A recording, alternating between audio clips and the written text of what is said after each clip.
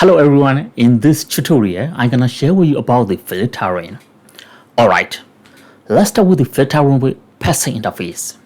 As usual, please take a look while we are doing the lab. I believe you're already familiar with this topology. This is the same topology with the previous tutorial 16. I already configured the IP address as well as RIP version 2. Router 1 has a looper address 101.1.1 and router 5 has a looper address 5.5.5.5. We just focus on this looper address. Alright, we assume that this is the 10G lane, this is the 40G lane.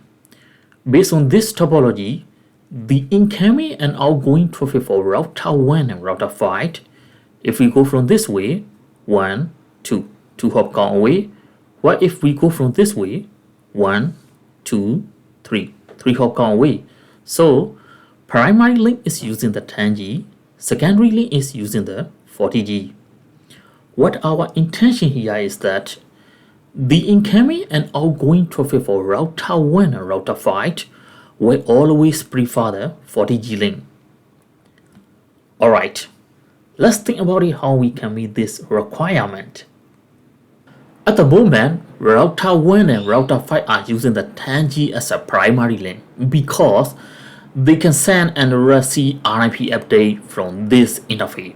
What if they cannot send RIP update from this interface? Okay, let's say if router 1 cannot send RIP update from this interface, router 5 cannot receive the RIP update. Same thing. If router 5 cannot send RIP update from this interface, router 1 cannot receive the RIP update. In order to stop sending out the RIP update, we can use the passing interface. I have explained the concept of passing interface in tutorial 9 and 10. Alright, let's configure it. Before we configure the passing interface, let me verify show IP RIP database. 5.5.5.5 is in the database table. Show IP route RIP. 5.5.5.5 is installed in the routing table. 2 hop count away. 10.1 or 12.2 is router 2. Let's move on router 5. Show IP RIP database. 1.1.1.1 is in the database table. Show IP route RIP. 1.1.1.1 is installed in the routing table. 2 hop count away. 10.1.25.2, which is router 2. If we configure the passive interface on router 1, our expectation is that router 5 will not receive the RIP update. Alright, config T router RIP passive interface gigabit Ethernet 0/0. Let's verify on router 5. Show IP route RIP. 1.1.1.1 is installed in the routing table. Stay 2 hop count away. 19 seconds. 29. 31. 33. It's more than 30 seconds and we don't want to wait for 4 minutes to remove from the routing table automatically. Let me clear it manually. Clear IP route star. Show IP route RIP. 1.1.1.1 is installed in the routing table. 3 hop count away. 10.1.45.4 is router 4. I want to clarify one thing about the passive interface. If we use the passive interface, it will stop sending out the RIP update. But we can still receive the RIP update. Okay, let's verify on router 1.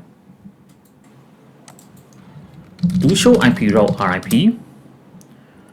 5.5.5.5 is installed in the routing table. Stay 2 hop count away. Okay, we can do the same thing on router 5 that is applying to router 1. Config T router RIP passive interface gigabit Ethernet 1/0. Let's verify on router 1. Do show IP route RIP. 5.5.5.5 is installed in the routing table. Stay 2 hop count away. 30 seconds. 38. It's more than 30 seconds. Let me clear the routing table manually. Do clear IP route star. Do show IP route RIP. 5.5.5.5 is installed in the routing table. 3 hop column away. 10.1.13.3 is router 3. Now, the incoming and outgoing traffic for router 1 and router 5 will always prefer the 40G lane. No surprise?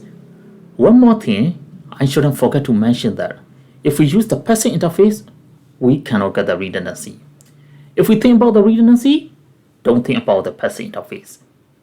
I believe you got it. That's all for today's tutorial. I believe you now have a better understanding about the RIP filtering. If you like this tutorial, please subscribe to get the notification for the upcoming tutorials. Thank you.